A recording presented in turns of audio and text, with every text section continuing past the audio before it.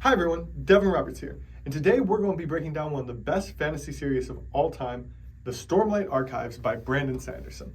Now, the reason that I've decided to go ahead and break down this series, outside of the fact it's just one of the first big fantasy series that I really read, is the fact that recently Brandon Sanderson, the author of this series, actually launched a massive Kickstarter campaign to help people support some of his newest works that he did over the pandemic.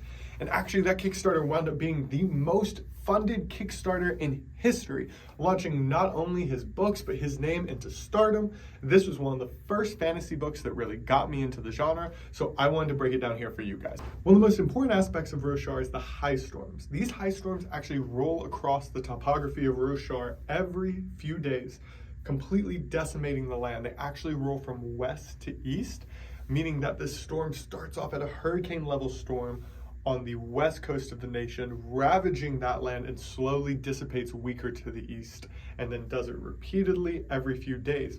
The whole population of Roshar has actually built the way they live and handle their day-to-day lives around this high storm. Their buildings are slanted specific ways. They can only gather rainwater during certain times. They have to shelter during these storms every few days. They have to farm and do crops all around these high storms that have plagued the land. Now, what this high storm has done is it's actually created specifically magnificent sections of topography and land that we see across Roshar. For example, the Shattered Plains or the Pure Lake. Now, most of the story that you're going to see and that we're going to read about is actually going to take place on the Shattered Plains. Now, these are giant chasms, cracks in the ground that are running along plateaus, tall plateaus with deep cavernous cracks that water runs through during high storms. The Shattered Plains is one of the stronger places for high storms to be hitting. Therefore, these caverns have been cut through the plateaus to allow the massive amount of water to run. All kinds of different problems arise from the war that they are fighting on this chasm. Now, the first person we pick up with is Szeth. Szeth, actually, from the very beginning of the chapter, we learn is actually here to kill a king. He is picking up as the first character that we see throughout the Stormlight Archives as part of the prologue. Now, as he's adventuring down his journey, we learn a little bit about the power sets in the actual setting here. He's able to stick himself onto walls and ceilings, or almost seems to control gravity in any way that he wants, move his character as if the wall is the ground, as if the ceiling is the ground. This is a very difficult power set, I think, for a lot of people to understand when they're first getting into the series. It becomes a little confusing in that first opening prologue chapter, so I just want to warn people. What he's doing is he's sticking himself to the walls and to the ceilings with gravitational powers or something similar to that. Now, Szeth, who actually becomes known as the Assassin in White, actually is able to assassinate the King of Kholinar, and that king's dying message is for his brother, Dalinar, and it says to find the most important step that a man can take. And that's kind of where our story starts off on. The blame for this assassination is given to a group of tribesmen known as the Parshendi. They are a warrior tribe that lives out in the Shattered Plains, which is what leads us to this war in the first place.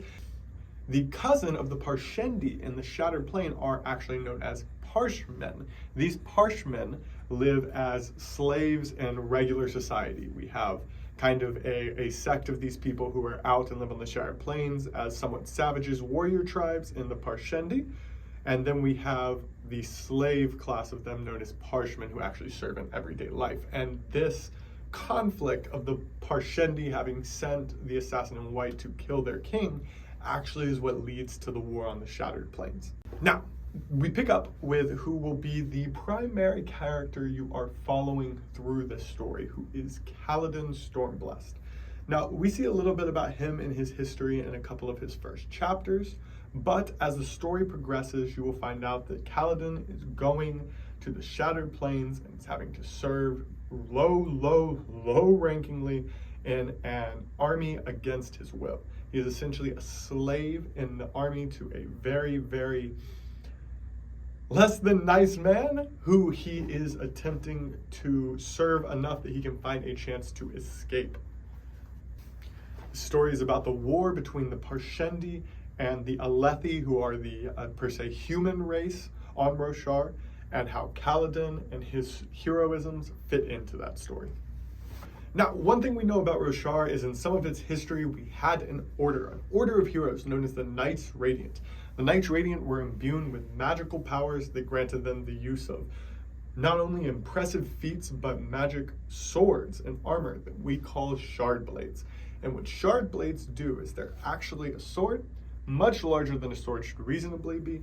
They are light as a feather, lighter than is even reasonably possible, and they can cut through anything, so they don't get stopped by armor or rocks or anything physical.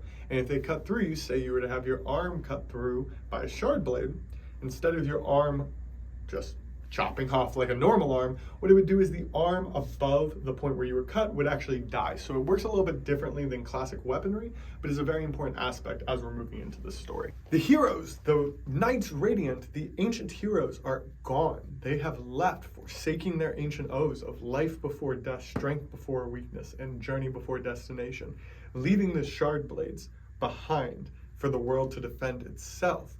The reasons for this are still very much unknown, and humanity feels betrayed by these ancient heroes. So the story of this book is actually about us discovering why that happened, what happened to lead these heroes to forsake their oaths in the first place.